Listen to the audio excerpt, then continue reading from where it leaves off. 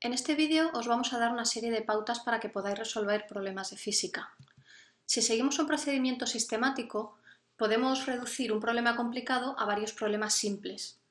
Así, por ejemplo, si tenemos un problema, podemos llegar a la solución o bien de una manera muy complicada o bien siguiendo una serie de pautas, que sería la manera sencilla, es decir, dividiendo el problema en varios problemas simples. Antes de intentar resolver problemas, es esencial que comprendamos los conceptos y principios básicos del tema. Para ello es importante que asistamos a clase y que estudiemos en casa. Aún así, si después de intentar resolver los problemas por vosotros mismos no podéis, id a tutorías. Vamos a ver qué pasos tendríamos que seguir para poder resolver un problema. El primer paso, que es fundamental, es comprender el enunciado. Para ello tendríamos que leerlo tantas veces como nos haga falta hasta asegurarnos de que hemos entendido el problema y lo que nos están pidiendo. Vamos a ilustrarlo con un ejemplo de la asignatura de Física y Química de primero de bachillerato. En el ejemplo nos dice: un objeto de 5.000 gramos se sitúa sobre una mesa horizontal lisa conectada a una cuerda inextensible que pasa sobre una polea y que está unida en su otro extremo a un objeto colgante de 9.000 gramos. Calcula la aceleración de los dos objetos y la tensión en la cuerda cuando se libera el sistema. Una vez que hemos leído el enunciado, tenemos que intentar enunciarlo con nuestras propias palabras. Así, por ejemplo, podríamos pensar que tenemos una mesa que no está inclinada, es decir, horizontal, que no tiene fricción, es decir, que es lisa. Encima de esa mesa hay un objeto que está atado a una cuerda, esa cuerda pasa por una polea, la cuerda no es elástica, y del otro extremo de la cuerda pues cuelga otro objeto más pesado, de 9.000 gramos, y tenemos todo el sistema sujeto, alguien lo está sujetando. Una vez que se suelta, ¿qué es lo que ocurre? Pues que el objeto que cuelga tira del otro a través de la cuerda. Y lo que me piden calcular es la aceleración de cada objeto y la tensión de la cuerda a cada lado de la polea.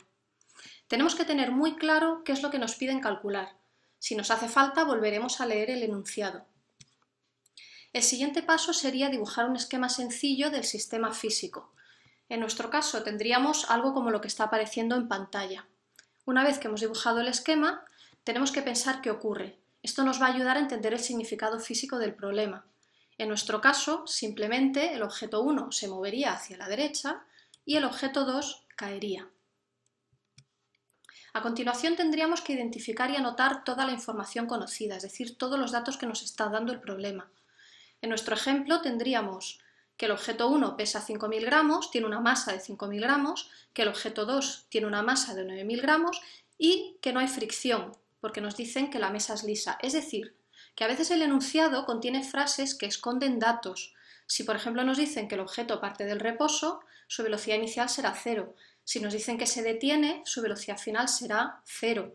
En nuestro caso nos están diciendo que la mesa es lisa, es decir, que no hay fuerza de rozamiento. A continuación tendríamos que anotar las cantidades que nos piden. En nuestro caso nos pedían la aceleración de ambos objetos, la magnitud de la aceleración y la magnitud de la tensión de la cuerda a ambos lados de la polea. A continuación tendríamos que leer el enunciado y completar el esquema. Para ello es importante que nos imaginemos los procesos que están ocurriendo. En nuestro caso, por ejemplo, nos podríamos plantear qué fuerzas actúan y tendríamos que dibujarlas. Así, por ejemplo, podemos ver que en el objeto 1 tenemos actuando la fuerza gravitatoria, la fuerza normal, la tensión de la cuerda. Sobre el objeto 2 tendríamos simplemente la fuerza gravitatoria y la tensión de la cuerda. Cuidado, porque tenemos siempre que elegir y representar correctamente los ejes de coordenadas, acorde con nuestro problema. El siguiente paso sería plantear las hipótesis que nos hagan falta y las leyes físicas que nos vayan a ayudar a resolver el problema. Siempre podemos empezar planteando una serie de hipótesis de partida.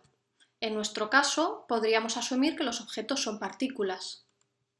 A continuación, tendríamos que pensar en las leyes o ecuaciones que se pueden aplicar y justificar por qué hemos elegido esas leyes o esas ecuaciones. Por ejemplo, en nuestro caso, podemos identificar una serie de fuerzas que actúan sobre los objetos. Habíamos dicho que los objetos se pueden simplificar como partículas. Y además nos están pidiendo que calculemos la aceleración, es decir, que podemos aplicar la segunda ley de Newton. También es importante que interpretemos físicamente cada término de la ecuación.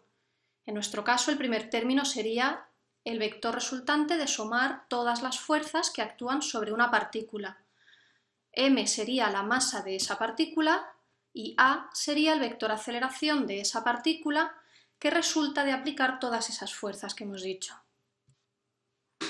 A continuación podemos ya aplicar esas leyes o ecuaciones al problema que estemos resolviendo. Hay veces que es necesario dividir el problema en partes para simplificarlo. En nuestro caso, podemos separar el objeto 1 del objeto 2 y analizar independientemente las fuerzas que actúan sobre el objeto 1 y las que actúan sobre el objeto 2. Tened mucho cuidado y aseguraos de descomponer los vectores correctamente, como estamos viendo en este ejemplo. Una vez que tenemos ya los vectores y las ecuaciones seleccionadas, podemos aplicar esas leyes o esas ecuaciones, en nuestro caso, a cada eje, porque estamos hablando de vectores, como estamos viendo aquí en el ejemplo. Tened mucho cuidado con las dimensiones. Aseguraos de que habéis escrito bien las ecuaciones, recordando que todos los términos de una ecuación tienen las mismas dimensiones. Es una forma de comprobar, una forma sencilla de comprobar que no os habéis equivocado al escribir las ecuaciones. Una vez que tenemos las ecuaciones planteadas, es posible que nos haga falta utilizar más hipótesis para poder resolver esas leyes o esas ecuaciones. Por ejemplo, en nuestro caso, asumiendo que la masa de la cuerda y de la polea son despreciables y que la cuerda es inextensible, es decir, que no es elástica, sabemos que la tensión a ambos lados de la cuerda es la misma y que los dos objetos se van a mover con la misma magnitud de la aceleración. Es decir, que podemos simplificar nuestras ecuaciones llamando a la tensión T para los dos casos y a la magnitud de la aceleración A en los dos casos. A continuación pasamos al paso 4, que serían los cálculos. Tendríamos que hacer todos los cálculos necesarios para poder despejar las incógnitas de las ecuaciones. Es preferible resolver primero las ecuaciones simbólicamente. De esta forma vamos a poder analizar el significado físico del resultado.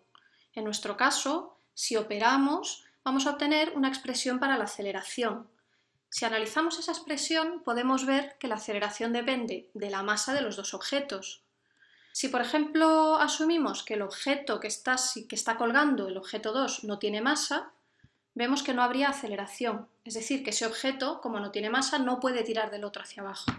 Si la masa del primer objeto es 0, vemos que el objeto 2, el que cuelga, caería con la aceleración de la gravedad.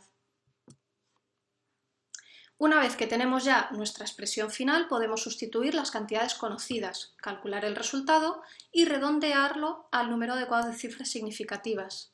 Pero tened mucho cuidado con las unidades. Aseguraos de que habéis pasado todas las variables al sistema internacional. En nuestro caso, la masa venía dada en gramos, tenemos que pasarla a kilogramos. Y ahora ya podemos resolver la ecuación, sustituir los datos en la ecuación y obtener el resultado. Finalmente, una vez que tenemos el resultado, tenemos que pensar, es decir, tenemos que comprobar que los resultados obtenidos son razonables, tanto el valor numérico como las unidades. Si hemos obtenido la respuesta que esperábamos, vemos que el resultado es razonable, pues tendríamos que explicar por qué hemos llegado a ese resultado. Si el resultado no es razonable, tendríamos que comprobar que no nos hayamos equivocado en algo. Bien, podemos tener errores de calculadora, errores al despejar las ecuaciones, etc. Y esto es todo. Esperemos que esto os haya ayudado.